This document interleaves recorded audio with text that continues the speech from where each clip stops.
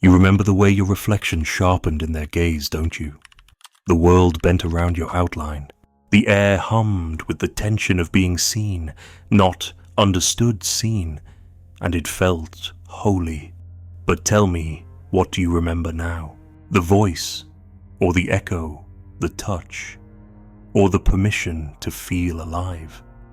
You say you miss them, but the ache is older than they are. Perhaps it began the first time someone looked at you like you had a purpose, or the first time you became someone you could admire only because they admired you.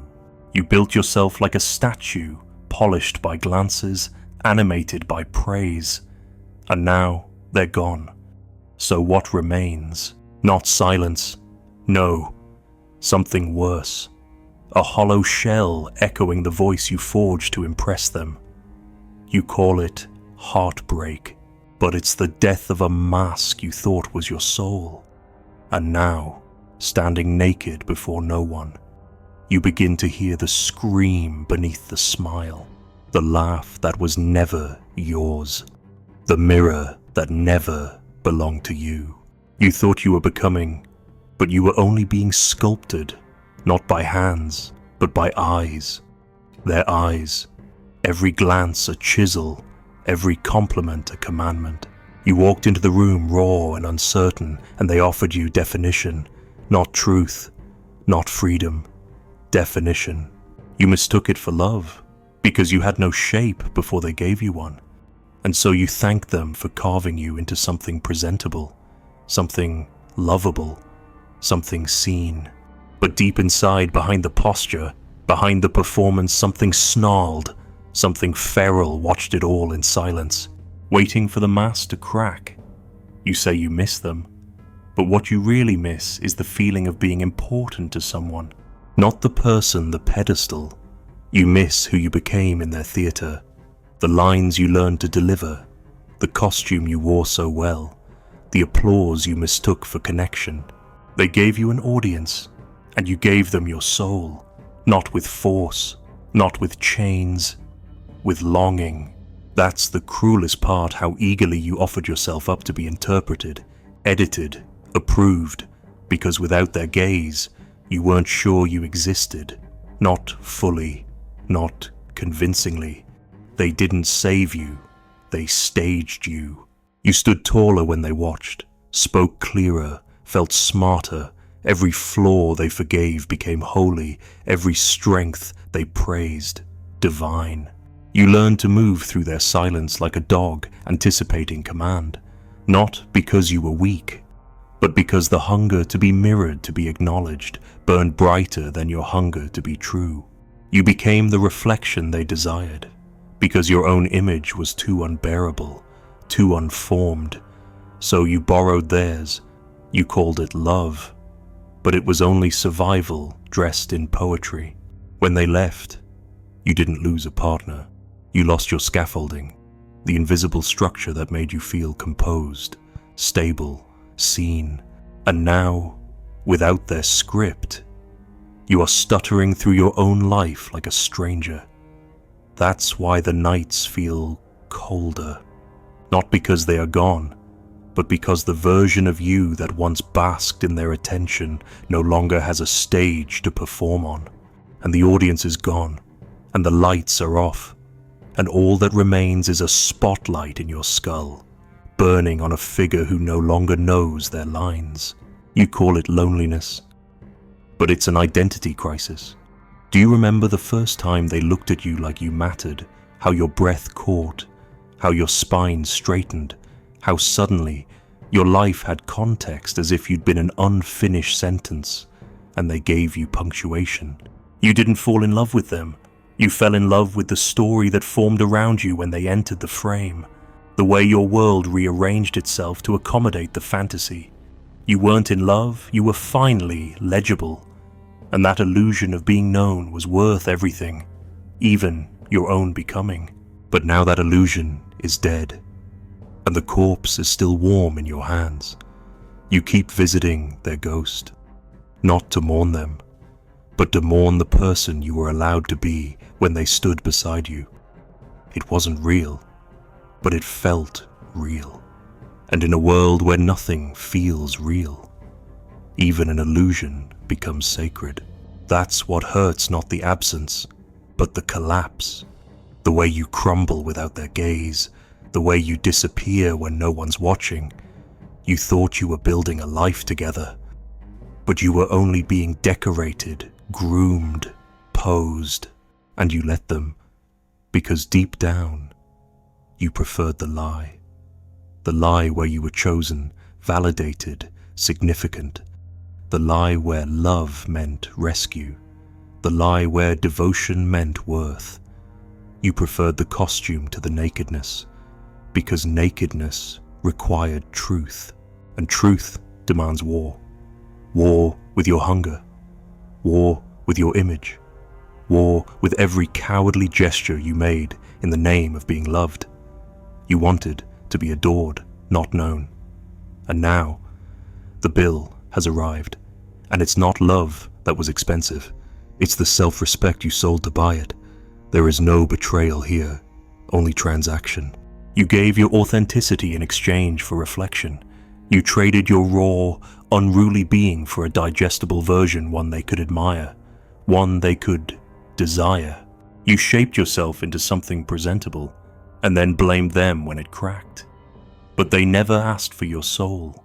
You offered it, willingly, greedily, because being seen even falsely felt safer than being invisible. And now, without the mask, you feel monstrous, shapeless, and you would rather crawl back into the illusion than face the chaos of your own raw existence. But the mirror was never yours.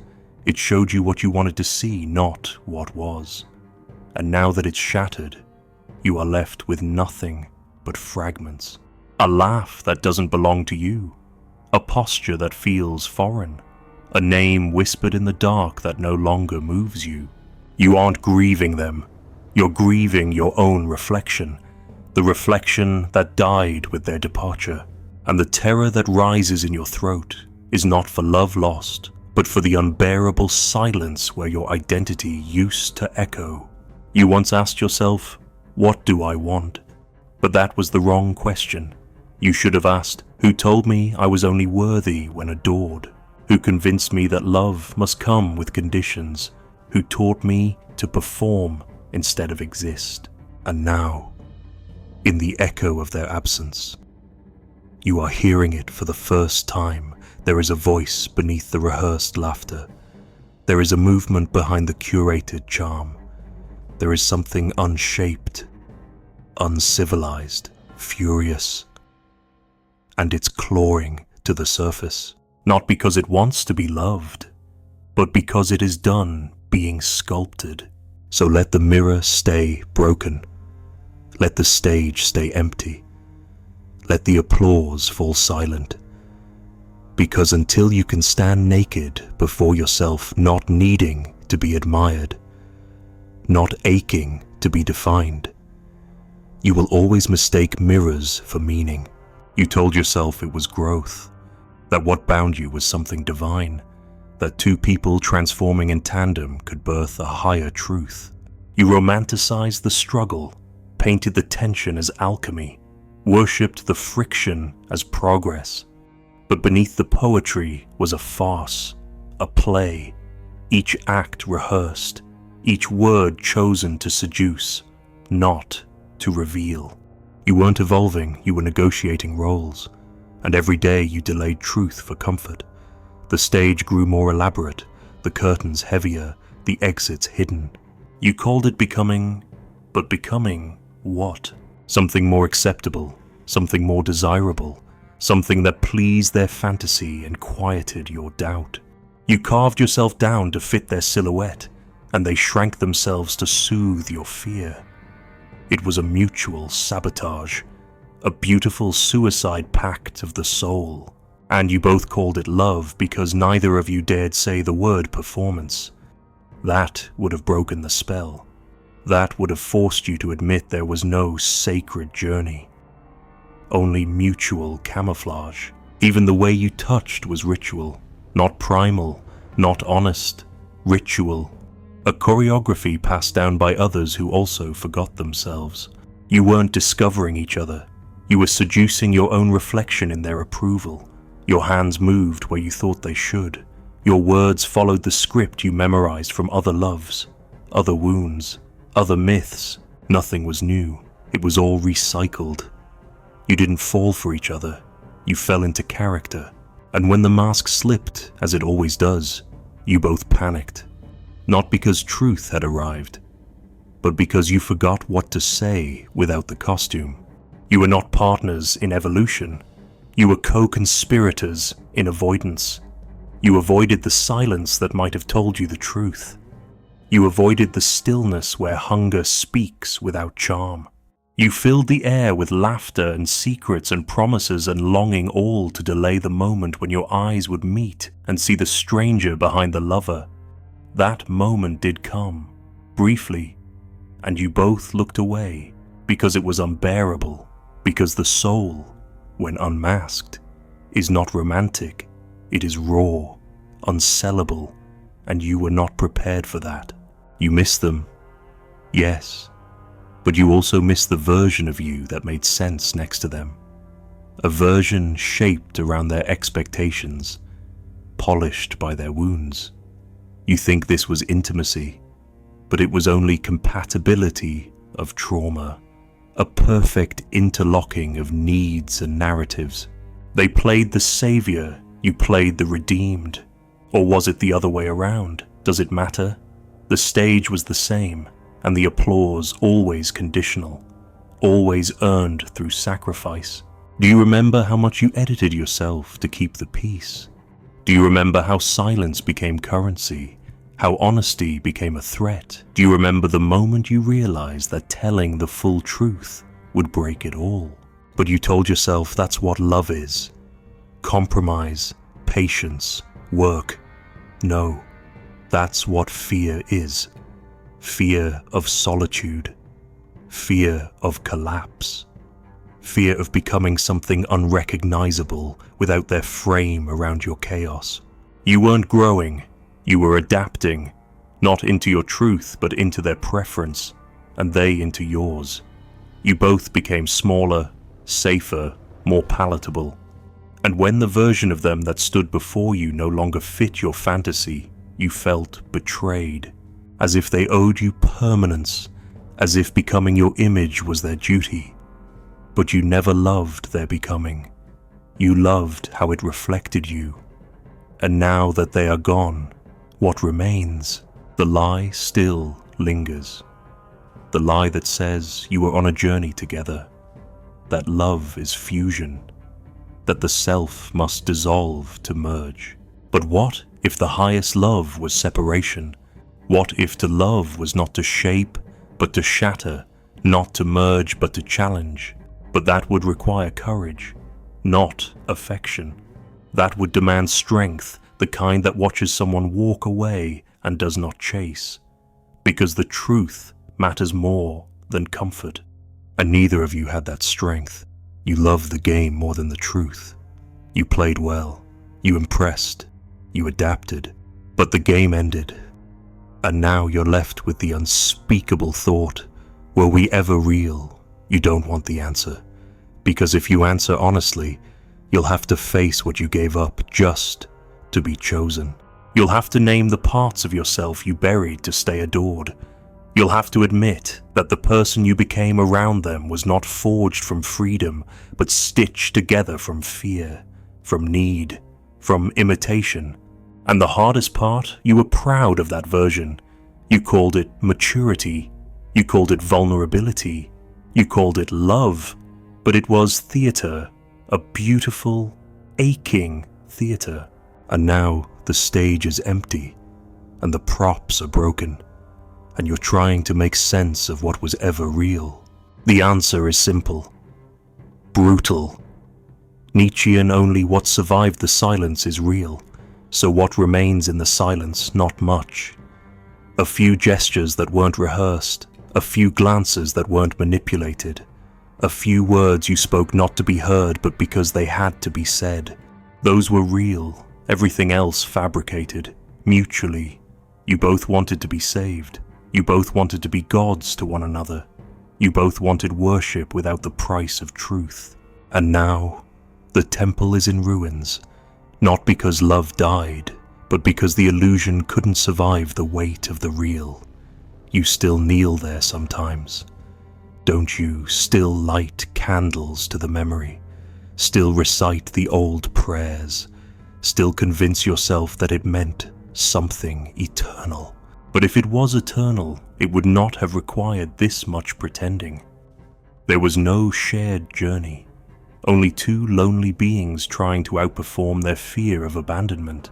And now the costumes lie on the floor, and the lines feel absurd, and the silence, the real silence, has arrived. You are free now, but freedom, stripped of illusion, feels like exile. You are naked, and no one is watching. You are raw, and no one is clapping. You are real, and it feels like death. But it is not death. It is the beginning of life without theatre. And if you are brave, truly brave, you will not look for a new mirror. You will not audition for a new gaze. You will not rewrite the script for a different partner. You will remain in this silence and let whatever is real finally speak. You go back, not to heal, not to understand, but to re-inhabit the fantasy. You return to the ruins not like an architect, but like a ghost drifting through the broken chambers of what once felt like meaning. You brush your fingers across the burned foundation and call it memory, but it's closer to obsession, because it's not them you revisit, it's the moment you felt essential. It's humiliating, isn't it? How even now, after the truth has rotted the altar, you kneel in the ashes and pretend it was sacred. You walk the perimeter of what's gone like a worshipper at a crime scene trying to prove it was a temple. But what you really want is to feel indispensable again, to be the answer to someone's hunger, to be the center of a gaze that made your existence feel rehearsed, complete, necessary. You don't miss the person. You miss the ritual of being needed. Because when you were needed, you didn't have to confront the void. You were too busy filling theirs. It gave you shape. It gave you rhythm. You forgot your hunger by feeding theirs. And in that exchange, unequal, unspoken, you felt powerful, useful, chosen. And now that power is gone, and you're forced to reckon with what you are without utility, and it disgusts you. This is the real grief, not that they left, not that it ended, but that without their thirst, you are tasteless. You still tell yourself stories, that it was timing, that it was fate, that the love was true, but life was cruel. But these are just lullabies for your pride, because if you told the real story, the ugly, gasping story, you would have to admit that the thing you worshipped was a fiction made of flattery and function, and that you offered yourself not in love but in trade. And now, alone, there is nothing to bargain with, so you keep reliving it, not the reality, the myth, the fantasy of being the one, the illusion of being irreplaceable. You imagine their hands trembling when they touched you, their breath catching when you spoke, their life split in two before you and after. You turn your memory into a shrine, but it is a shrine to your vanity, not to love, never to love. Because if it were love, you would remember the truth, the manipulation, the subtle coercion, the way your pain was ornamental, the way their affection had weight and their absence a blade.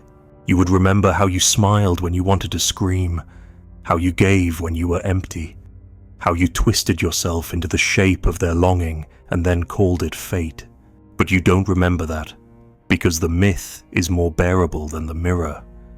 And so you return to the ruin, not to bury the past, but to resuscitate it. You replay the best parts, you quote their softest lies, you inhale the phantom of being wanted. You think this is grief. It's not. It's addiction. Addiction to the self you became in their eyes. Addiction to the narrative where your suffering meant something. addiction to the feeling of being center stage, even in tragedy. You light candles not for them, but for your own reflection in their gaze. You whisper prayers not for forgiveness, but for resurrection. You want the fantasy back, just long enough to feel real again. Because now, without it, you feel like nothing.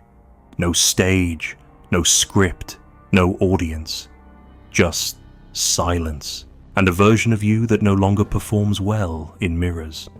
A version too jagged to be loved, too unremarkable to be remembered, too wild to be adored. But this, Nietzsche says, is the threshold, the place where gods are born or destroyed, where the last illusion burns, and the first truth crawls out from the wreckage. And you must ask, not with words, but with the marrow of your being, do you dare become without being desired? Most cannot. Most choose a new gaze, a new savior, a new audience. They rebuild the same ruin, brick by brick, giving it a new name, calling it fresh, calling it fate. But the foundation is always the same need, and so it collapses again, and again, and again. You, though you have reached the edge, the moment when the ruin no longer offers comfort, when the memory begins to rot, when the myth begins to bore you. And in this moment, a question rises, not gentle, not kind. What if you are nothing? What if all that remains without performance is dust? What if the only part of you that felt alive was the illusion? And yet, something stirs beneath even that. A faint pulse, a primitive breath. Not the craving to be adored, but the will to become. Not for them, not for anyone, but for the self that has never once been seen, even by you. The one buried beneath charm, beneath roles, beneath sacrifice. You think you need to be loved again. No, you need to face what remains when you are not. You need to look into the ruins and not flinch. You need to let the illusion rot without rescuing it, because only then will you find the self that never needed to be performed. Only then will the ashes become fertile. Only then will something new, something terrifyingly yours begin to grow. But you must not speak of it yet. You must not run back and share your revelation. You must sit in the ruin a little longer. Let it silence you. Let it strip you. Let it laugh in your face. And when you are nothing but bones and breath and hunger, then, perhaps, the becoming can begin. There is a place beyond mirrors and names where no one applauds, no one watches, and no one weeps for you. It is not peace. It is not despair. It is the clearing after fire where even memory forgets its script. You sit there now, without costume, without audience, and something ancient stirs behind your ribs, not longing, not hope, but the terrifying thrill of being unseen. There is no path forward, no voice to guide you, only the faint crackle of what refuses to die. Perhaps it is your will, or perhaps it is something older than will, the echo of the first lie you ever told to be loved. Whatever it is waiting, not to save you, but to see if you will dare rise without being needed. The stage is ash, the gaze is gone. Now become or vanish. No one is watching.